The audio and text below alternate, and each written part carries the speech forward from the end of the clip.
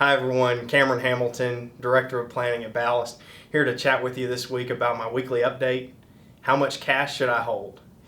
Cash is one of the most personal topics that we touch in financial planning. It is so specific to you. We have clients who want to have their bank accounts as close to zero as possible. We have clients who need a year or more of income put away so they can feel comfortable each month going about their living expenses. And we find it's not really correlated to income, how they grew up, what their spending is, age, sex, any factor that's predictable. It's just personal.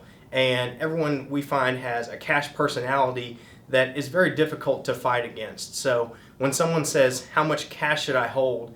That's really where the art surpasses the science when we talk about financial planning. We need you to hold however much cash makes you comfortable so that we can stick to the rest of your financial plan. So when we receive the question, how much cash should I hold, which is the most common question we've been getting over the last year as inflation has been more of a factor, and especially over the last couple months as volatility has really come back in a big way. I find that people are really asking one of three questions. The first is, inflation is higher than it's been in a generation. Do I need to be doing anything to squeeze extra yield out of my cash? I'm worried that I'm losing purchasing power. Our answer to that question almost always generally is no. We're thinking about your cash as your safe asset that is funding your expenses and doing a lot of other things besides being an investment for you. We don't have you hold an emergency fund because we think it's going to be a good financial investment. It's about having discipline when the rest of your financial plan. We need to be very careful in environments like this that we don't move up the ladder of risk and add risk of principal depletion to our safe cash. So there are some things we can do to squeak out a little bit of yield on a little bit of cash. I-bonds is a good option right now, but generally we want your cash in cash because it's not about what it's going to produce for you. It's about how much cash do you need to feel comfortable and stick with the plan with the rest of your financial plan. So then there's a couple other questions that are really more about being a long-term investor. Is now the time to install cash that I've had on the sideline as a long-term investor? The answer to that generally almost always is yes. If we look at the history of the stock market, it's almost always a good time to begin being a long-term investor.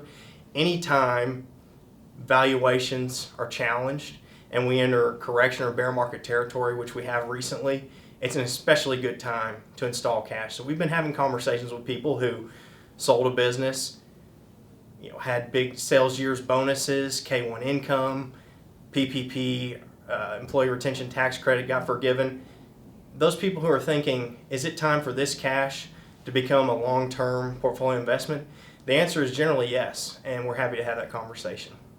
Now, we've also had some conversations, conversely, is now the time as a long-term investor to go to cash because I'm seeing a lot of volatility. It's scary seeing stories about war in Europe that could potentially become a bigger war.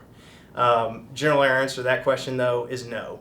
If you're our client, we hope that we know we've had discussions with you about how much cash we need to have so that we can be a disciplined, methodical, long-term investor and not have the need to make big shifts in our risk profile. And we feel the same today, even though some of the stories are as scary as they have been. The general takeaway is we want you to stick to your plan, and we're evaluating the portfolio all the time, but really we feel like cash is a decision that needs to be pre-planning. If you've never gone through that decision thought process, we're happy to have it with you. So check out my weekly update on our website and give us a shout if we can help.